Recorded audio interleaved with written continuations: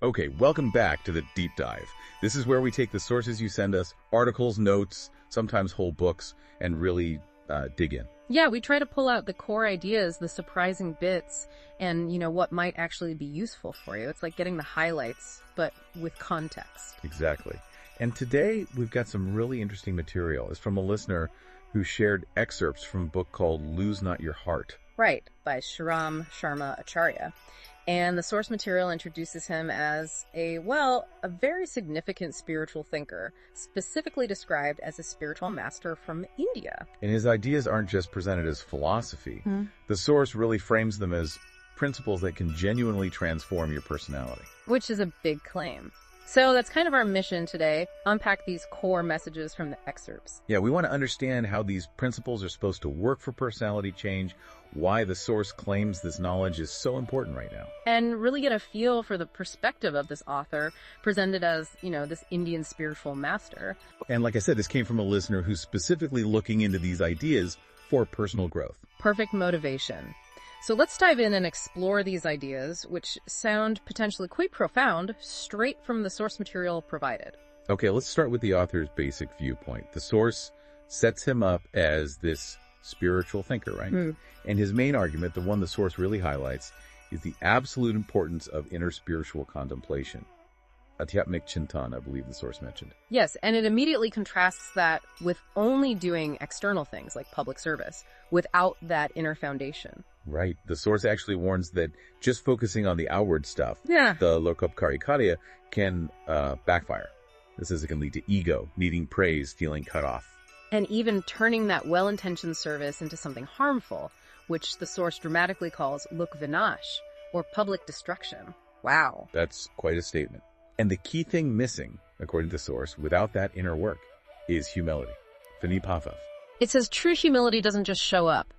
Neither does the ability to genuinely improve yourself to apne aapko sudharne ki kshamta. And the result? The source says you just keep making the same mistakes, and life feels like, a failure, even if you're busy doing things. So it's not just what you do, it's the inner state you're doing it from. And the source makes a big claim here about Indian culture. Yeah, it says the real power to shape a person, to truly make a human being, lies there. Teaching people to live for a higher purpose, not just conflict. And that this spiritual path, not external things like politics, is what really controls our happiness and sorrow deep down. That really shifts the focus inward, doesn't it? Yeah. So if our inner state is that crucial, where do we find the strength, the guidance? Well, the source points directly inward. It emphasizes relying on your inner self. It uses terms like antaryami, or just your soul, your atma. And it asks that question, who can deceive their own soul? Yeah. The idea being, if you're truly listening to that inner voice, you won't lose your way. You won't stray from the Vivek path, the path of wisdom. And the source is pretty bold about this. It claims that even if the whole world is against you, following that inner voice can still lead to success. Real success, rooted in truth. That's a huge level of self-reliance being suggested, but then it immediately balances that with a very strong warning about the opposite ego, abhiman. Oh yeah, that part was striking. It says spiritual downfall is almost certain if someone starts thinking they're special, or the best in character. The language is intense. Avoid ego like you'd avoid a mad dog or a poisonous snake. That's what the source says. Yeah, it really drives the point home. And it circles back to the main theme. Don't look outside yourself for guidance. Just Ranki or Nasin. Exactly. Look inward. Apnihai or Dekko. Your competence, your inner balance. The source calls it samaita. That's what gives you firmness. And that firmness leads to your goal, relying on others. The source claims it just makes you more helpless, more unhappy. Which connects to self-confidence or atmavishwas. The source argues that if you feel despair, if you see failure around you, it's a sign your mind isn't steady. That you don't actually trust yourself. Right. And you can't get out of that state, it says, until you change those old thoughts and start believing you can create the situation you want. You have to awaken that self-confidence. And then comes that really challenging but also kind of empowering idea. That you are your own friend and your own enemy. Apni mitra biho or shatru. Yeah. Stop blaming others for difficulties, the source says. You created the situation yourself through your inner state. But the flip side is, if you change your perspective, your inner view, fear can just evaporate. That's the potential power it suggests. Okay, so if our inner state is paramount, shaping everything, being our friend or enemy, how do we actually do the transformation? the source doesn't just leave it abstract, right? No, definitely not. It gets very practical. It introduces this concept of making your whole life a yajna, yajna-me. Which isn't just a ritual, as the source explains it, but more like making your entire life a kind of dedicated offering. Exactly. It lists specific things. Having good wishes for everyone, living a disciplined life, always trying to help others, speaking purposefully. Earning honestly, remembering God or a higher power in your actions, sticking to your duties. And staying steady, whether things are going well or badly. Unwavering. And the source is blunt. Follow these rules, and your life becomes yajna-me. And that kind of successful life is true wisdom. It's a whole way of being. Another big practical point is self-criticism. Apni apki samalakna. Yeah, the source is pretty demanding there.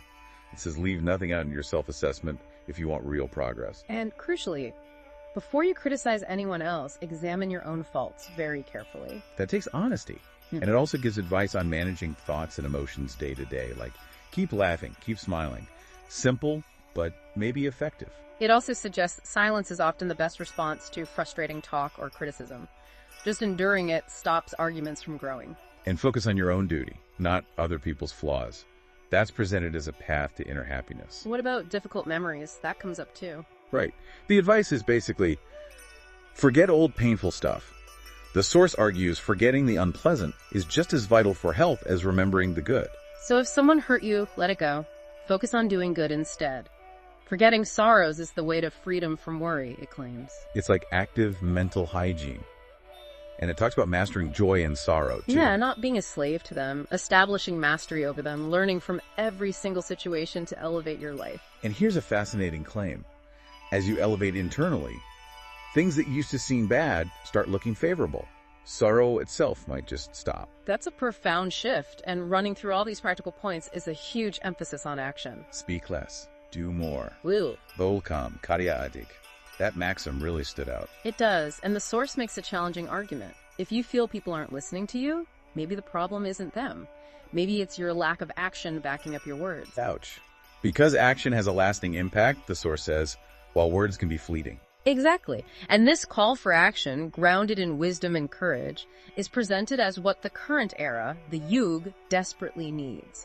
It's about living it, not just saying it. Which leads perfectly into why the source frames this knowledge from this spiritual master as so critical right now. It connects directly to today's world. It does. It critiques this gap it sees between words and actions, kathni or karni, especially in people trying to make things better. And argues this disconnect is why hope feels dim sometimes. Yeah. True change needs people who embody the principles they talk about. Which leads to a call for individual effort. Purusharth. Don't just wait passively or rely on others to fix things. The spirit of human effort, the source says, is active. It sees something wrong and says, no, this shouldn't happen, and then works to change it. It also warns about getting sidetracked, about patakna, being pulled off course by greed, attachment, chasing fame, external pressures. Yeah, it urges you. Don't wander. If you feel lost, remember that initial spark, that commitment to hard work you started with.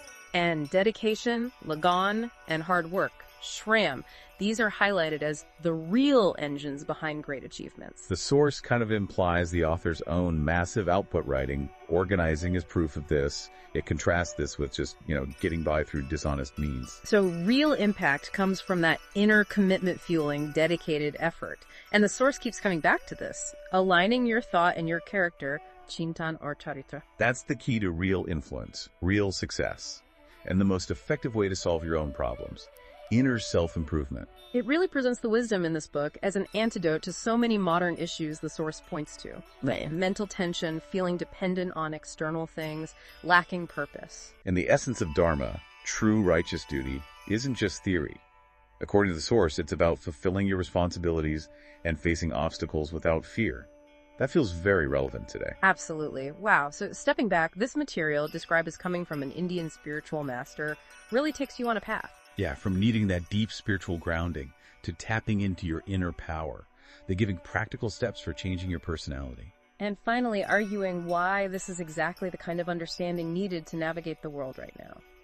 We've definitely touched on the author's core vision as presented, that power of inner reliance, the practical ways suggested for transformation, and why the source frames it as timely. And the source consistently presents the author, Sriram Sharma Acharya, as this spiritual master offering deep, actionable wisdom.